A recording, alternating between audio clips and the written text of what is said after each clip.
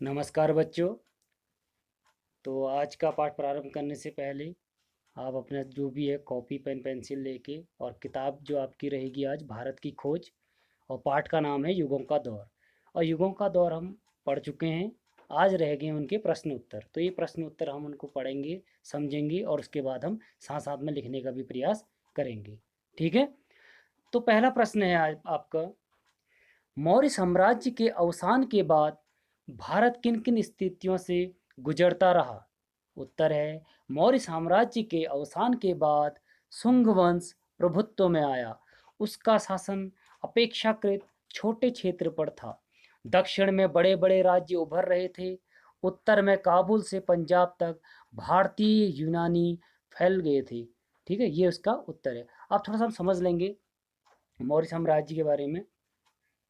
तो प्रारंभ ये कहानी प्रारंभ होती है जब सिकंदर, आपने नाम सुना होगा अलेक्जेंडर, सिकंदर का जब भारत पर आक्रमण हुआ था सन 326 ईस्वी पूर्व। और जब भारत में जब शासक था राजा पुरु थे, उनका और सिकंदर के बीच में झेलम नदी के तट पर बहुत ही भयानक युद्ध हुआ था, भयंकर युद्ध हुआ था। ठीक है। तो राजा पुरु, आपने सुना होगा कि राजा पुरु के पास हाथियों की बहुत बड़ी विशाल सेना थी। और सिकंदर जो था वो भी बहुत बड़ा योद्धा और बहुत बड़ी उसके पास क्या थी, सेना थी। लेकिन वो बहुत थक हार चुके थे। और अचानक उसी दौरान, युद्ध के दौरान, उनके जो सैनिक थे, सैनिकों में महामारी फैल गई थी और उनको बहुत सारा नुकसान हो गया था। तो इस वजह से, और साथ साथ में उनके हाथियों से, भारतीय जो सैनिक वो थे, हाथी थे राजा पुरु के पास, वो हाथी उन्होंने पहली बार देखे थे उनकी सेना ने। और उतने विशालकाय हाथी बल देखे थे लेकिन युद्ध में प्रयोग नहीं देखे थे। तो ये देखने से उनका क्या हुआ, थोड़ा मनोबल टूट गया। और धीरे धीरे बाद में लगभग 323 ईस्वी में जब वो सिकंदर भारत से वापस जा रहे थे, तो बेबीलोन नामक एक स्थान है, वहाँ पर उनका देहांत हो गया था, उनकी मृत्यु हो गई थी। ठीक है। तो वहीं पर प्रारंभ होता है, 323 में पहुंच गए हैं। अब 320 ईस्वी पूर्व, ये सब ईस्वी पूर्व की बात है, ईस्वी की बात की नहीं। ठीक है। तो 320 ईस्वी पूर्व लगभग मौर्य साम्राज्य की स्थापना हुई थी। अब यह स्थापना किसने की थी, कैसे हुई, थोड़ा सा इसके बारे में भी जान लेंगे इतिहास का। ठीक है। तो लगभग 320 ईस्वी पूर्व चंद्रगुप्त मौर्य ने अपने जो मंत्री थे, महामंत्री थे उस समय, चंद चाणक्य, और उनका वैसा नाम, वास्तविक नाम विष्णुगुप्त था, और कौटिल्य भी उनको कहा जाता था, चाणक्य नीति, तो उन्हीं की नीति को कहा जाता है चाणक्य नीति। तो उन्हीं की नीति के आधार पर चंद्रगुप्त मौर्य ने मगध साम्राज्य के शासक जो थे तत्कालीन समय में, वो थे नंद वंश के घनानंद, उनका नाम था। तो उनके चाणक्य की सहायता से, उनके कूटनीति की सहायता से चंद्रगुप्त मौर्य ने उनको हराकर घनानंद को मगध साम्राज्य की नींव डाली थी। ठीक है। तो यहाँ से मौर्य साम्राज्य की स्थापना हुई थी। तो प्रथम शासक कौन थे, चंद्रगुप्त मौर्य। ठीक है। तो ऐसी करके इनके जो पुत्र हुए थे चंद्रगुप्त मौर्य के, बिंदुसार, बिंदुसार के पुत्र थे अशोक, आपने नाम सुना होगा। तो ऐसी ये इतिहास इनका प्रारंभ होता है। ठीक है। तो ये पहला प्रश्न का उत्तर था। और मौर्य साम्राज्य के बाद एक प्रश्न इसमें और भी आता है, कौन सा वंश हुआ था। तो मौर्य साम्राज्य के बाद लिखा है आपका शुंग वंश। इसी शुंग वंश में आपने नाम सुना होगा पुष्यमित्र शुंग, और इनके जो मंत्री थे उनका नाम था पतंजलि। आज देखते होगे आप, पतंजलि योग पीढ़ी बनाया बाबा रामदेव ने। तो वही चीज, पतंजलि जो वो थे ऋषि मुनि थे, वो किसके थे, मंत्री थे, उनके दरबार में थे, किसके, पुष्यमित्र शुंग के। तो इसी शुंग वंश से थे। ठीक है। चलो आगे बढ़ते हैं। मेनाइंडर कौन था, वह किस रूप में, चलो आगे देखो बेटे, मेनाइंडर कौन था और वह किस रूप में प्रसिद्ध हुआ। बहुत ही महत्वपूर्ण प्रश्न है। मेनाइंडर, मेनाइंडर भारतीय यूनानियों का प्रमुख था। ठीक है। जिसके नेतृत्व में युद्ध लड़ा गया भारतीय यूनानियों पर। भारतीय यूनानी हार गए। कौन हार गए थे, भारतीय यूनानी। भारतीय चेतना और वातावरण से प्रभावित होकर मेनांडर बुद्ध बन गया। वह राजा मिलिंद के नाम से प्रसिद्ध हुआ। बुद्ध आख्यानों से में उसे क्या कहा जाता है, संत कहा गया है। अब देखो, मेनांडर भारतीय यूनानी क्या था, एक शासक था। और वो क्या हुआ था उसमें, वो बाद में क्या बन गए थे, बुद्ध। बुद्ध का मतलब क्या, बौद्ध धर्म उन्होंने अपना लिया था। गौतम बुद्ध, नाम सुना होगा आपने। ठीक है। 563 ईस्वी पूर्व का जन्म हुआ था। तो ये उन्होंने क्या किया था, बुद्ध धर्म, बौद्ध धर्म अपना लिया था। और उनका नाम, और किस नाम से प्रसिद्ध हुए थे, मिलिंद, हिंदी में उनको कहा जाता था, मतलब भारतीय उसमें मिलिंद कहा गया इतिहास में उनको। ठीक है। और संत, बहुत बड़े संत उनको कहा जाता है, मेनांडर। आगे बढ़ेंगे। कुषाण काल में बुद्ध अर्थात बौद्ध, थोड़ा सा बस इसको ध्यान देना बेटा, ठीक है। यहाँ पर जो है बुद्ध को बौद्ध धर्म किस प्रकार प्रभावित हुआ, तो कैसे प्रभावित हुआ था बौद्ध धर्म, देखो। कुषाण काल तक आते आते बौद्ध धर्म दो संप्रदायों में बढ़ गया। पहला था हीनयान और दूसरा महायान। इन दोनों के बीच मतभेद उठने लगे। बड़ी बड़ी सभाओं में इन पर विवाद आयोजित किए जाने लगे। अब ये थोड़ा सा इसके बारे में भी हम हल्का सा जान लेते हैं, ठीक है। तो अंतिम जो सभा हुई थी किसकी, बौद्ध धर्म की, तो वो हुई थी कुंडलवन, कनिष्क के समय में। कुषाण काल चल रहा था, कनिष्क के शासन काल में कुंडलवन, कश्मीर, जो जम्मू कश्मीर कहते हैं, कश्मीर में एक जगह है कुंडलवन, वहां पर चतुर्थ बौद्ध संगीति हुई थी। तो उसमें क्या विवाद हो गया था, अश्वघोष और वसुमित्र, दो ज्ञानी थे, उनके बीच में, बौद्ध धर्म के अनुयायी थे, तो उनके बीच में विवाद हुआ। और एक ने हीनयान अर्थात बता रहा हूं अभी, और दूसरे ने महायान शाखा की स्थापना की थी। जो महायान शाखा है, ध्यान से बच्चों, महायान जो शाखा है, ये जो ऊपर को, भारत के ऊपरी क्षेत्र, उत्तर भारत को जो चले गए थे, अर्थात ध्यान से चीन की ओर को, ठीक है, ऊपर की ओर, तो वो का कहलाता चीन में, इसीलिए चीन में क्या बना, महायान का प्रचार हो गया। और जो हीनयान था, दक्षिण भारत की ओर को गया, दक्षिण भारत को लेके गए, तो उसे कहा जाता है हीनयान। और जैसे श्रीलंका, वहां पर हीनयान कहा जाता है। दोनों बौद्ध हैं, लेकिन तो बहुत उनमें अंतर है, मनाने का एक ढंग, उसको मानने का, बौद्ध धर्म को बहुत बड़ा अंतर है, ठीक है। आगे बढ़ेंगे। नागार्जुन कौन थे, उन्होंने बौद्ध धर्म के लिए क्या किया, देखो फिर से आया है नागार्जुन, ये वो क्या थे, शून्य के प्रतिपादक थे, शून्य उसके, ठीक है। अभी लिखा, अभी आएगा दर्शन, ठीक। अब देखो, नागार्जुन ईसा की पहली शताब्दी, प्रथम शताब्दी के विशिष्ट व्यक्ति थे, बहुत ज्यादा इंपॉर्टेंट महत्वपूर्ण है, जिनका व्यक्तित्व महान था। वे बौद्ध शास्त्रों और भारतीय दर्शन, आया ना दर्शन, दोनों के ही बहुत बड़े विद्वान थे। उन्हीं के कारण भारत में हीनयान की विजय हुई थी। इन्होंने क्या किया था, हीनयान को समर्थन किया, और भारत में हीनयान जीत गया था, महायान हारा। और महायान कहाँ चले गया था, उत्तर भारत, मतलब उत्तर की ओर को, उत्तर की ओर अर्थात चाइना की ओर, चीन की ओर, ठीक है। आगे बढ़ेंगे। अगला प्रश्न है बहुत महत्वपूर्ण, भारत का नेपोलियन किसे कहा जाता है, किसे कहा जाता है, समुद्रगुप्त। गुप्त वंश के शासक थे समुद्रगुप्त, प्रथम जो, अब थोड़ा सा इसके बारे में जानते, गुप्त वंश के बारे में, गुप्त काल के बारे में। श्रीगुप्त, श्रीगुप्त नाम के 240 ईस्वी में श्रीगुप्त ने इसकी स्थापना करी थी, ठीक है। तो बाद में चंद्रगुप्त 320 ईस्वी में, चंद्रगुप्त प्रथम कहते हैं उसे, ठीक है, चंद्रगुप्त मौर्य नहीं, चंद्रगुप्त ने गुप्त साम्राज्य की, गुप्त वंश की स्थापना सही ढंग से करी थी। वैसे श्रीगुप्त थे, लेकिन चंद्रगुप्त ने करी थी। उनके पुत्र हुए कौन, समुद्रगुप्त। चंद्रगुप्त के बाद कौन हुए, समुद्रगुप्त। समुद्रगुप्त के बाद जो हुए उनके पुत्र, उनका नाम था चंद्रगुप्त द्वितीय। उन्हें बोला है, बहुत ही इतिहास में प्रसिद्ध हैं, चंद्रगुप्त विक्रमादित्य, सुना होगा आपने विक्रमादित्य नाम। तो चंद्रगुप्त विक्रमादित्य किसके पुत्र थे, समुद्रगुप्त। तो इन्हीं को ही, समुद्रगुप्त को ही भारत का नेपोलियन कहा जाता है। क्यों, क्योंकि समुद्रगुप्त के काल में अत्यंत सुसंस्कृत, शक्तिशाली और समृद्ध था। उसका शासनकाल बहुत ही संस्कृत क्या था, सुसंस्कृत था, शक्तिशाली और समृद्ध था। इस काल में साहित्य की बहुत ही अपार उन्नति हुई, साहित्य और कला की। तो इस प्रकार इस काल को क्या कहा गया है, भारतीय इतिहास में भारत का नेपोलियन, और इस काल को भी, ठीक है, गुप्त काल को भी, इसको बहुत ही अच्छा काल माना जाता है। और इसे भारत का नेपोलियन किसे कहा गया, समुद्रगुप्त को कहा गया है, ठीक है। इन्होंने बहुत बड़े कार्य करवाए थे। अगला प्रश्न है दक्षिण, दक्षिण भारत की बात हो रही है। दक्षिण में मौर्य साम्राज्य के सिमट जाने पर भी वह किस तरह फलता फूलता रहा।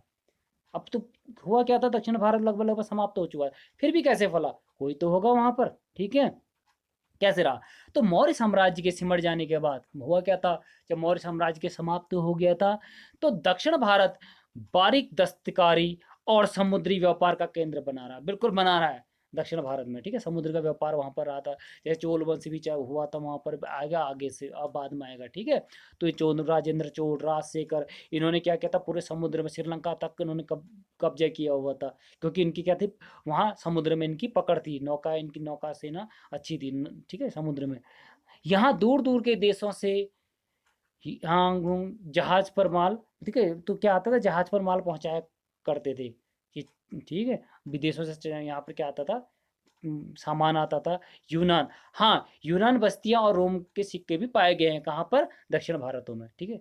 तो ये यूनानी बस्तियां पाई गई हैं और रोम के सिक्के। तो इससे पता चल जाता है कि क्या था, व्यापार चला हुआ था और इन्होंने उसकी नींव रखी हुई थी समाप्त होने के बाद भी रोम मौर्य साम्राज्य की। ठीक है, अगला प्रश्न, उत्तर भारत दक्षिण भारत जैसा विकसित क्यों नहीं हो पाया।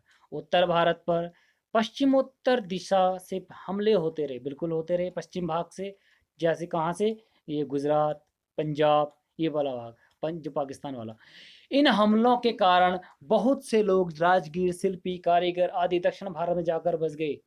ठीक है, आज भी कहा जाता है कि उत्तर भारत में जो लोग आए हैं वो दक्षिण भारत में, ठीक है, जब मुगलों का बहुत अत्याचार हुआ था तो तब वो उत्तर भारत में भाग कर ही आए थे। तो यहाँ पूरा जंगल था उत्तर भारत, खासकर पहाड़ जो हम देख रहे हैं, जहाँ हम ये रानीखेत सारी जगह है।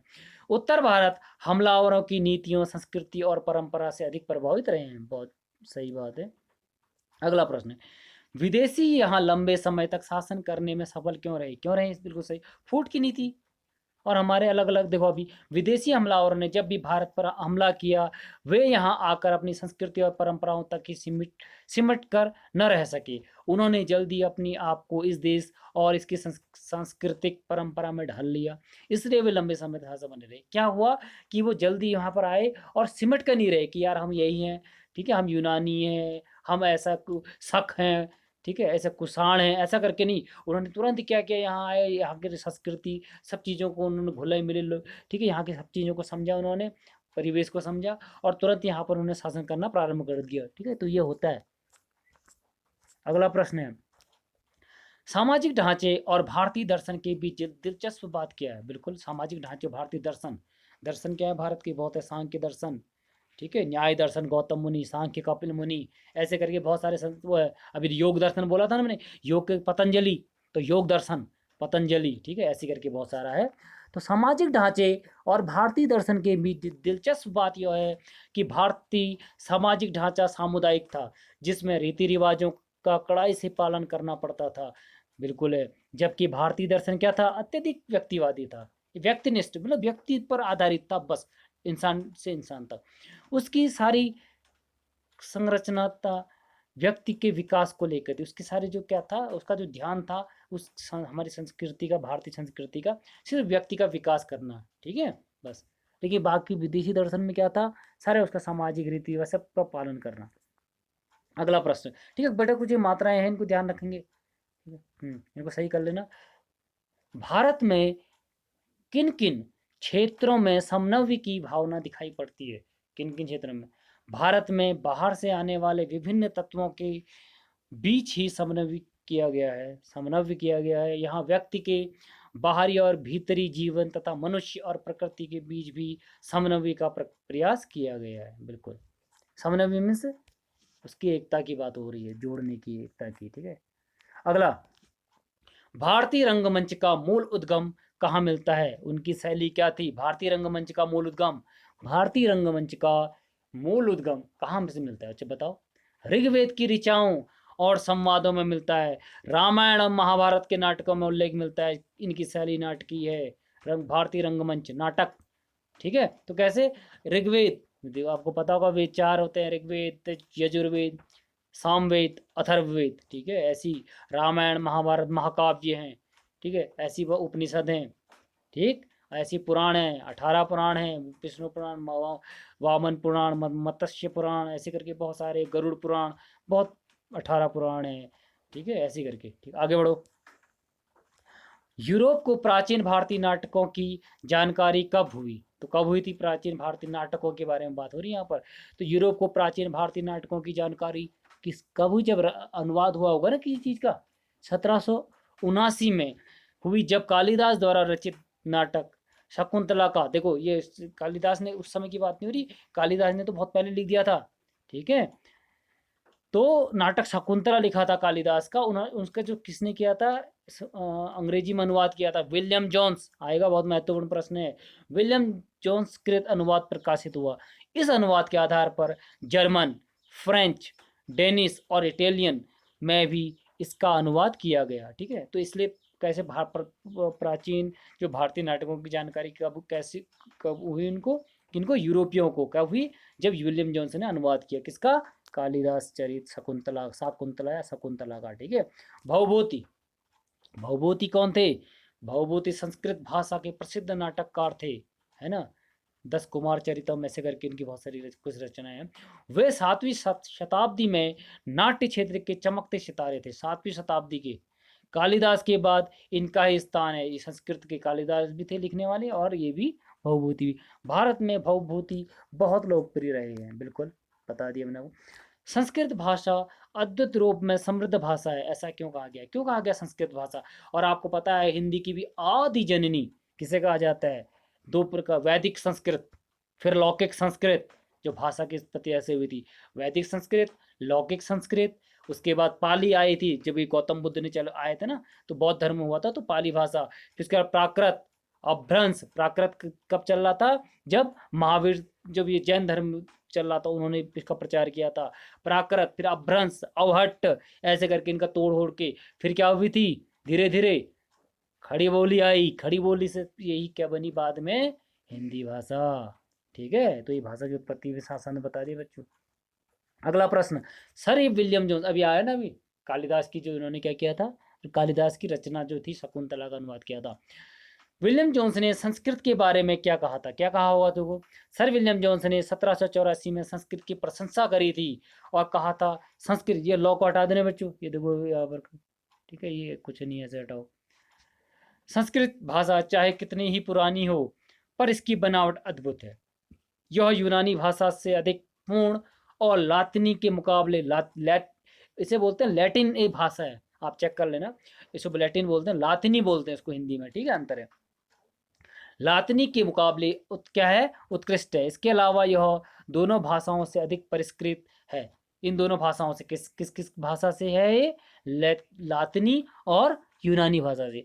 देखने में यह तीनों भाषाएं में इतनी समानता है कि लगता है कि इनका स्रोत एक ही है, हो भी सकता है। ठीक है, तो सारे इन तीनों ये भाषा इसको इसको कह दिया है, महत्वपूर्ण स्थान दिया है किन्होंने, विलियम जोन्स ने, किसको, संस्कृत भाषा को। ठीक है बच्चों, तो आज ये काफ़ी है आपके लिए 15 प्रश्न, बहुत और भी प्रश्न मैं करवा सकता हूँ, लेकिन इतना बहुत है। ठीक है, तो अगला अध्याय, ये यहाँ पर ये वाला अध्याय खत्म हो गया युगों का दौर, और अगला अध्याय हम करेंगे अपनी अगली कक्षा में। ठीक है, तो आज की कक्षा को यहीं पर समाप्त करते हैं। धन्यवाद, नमस्कार।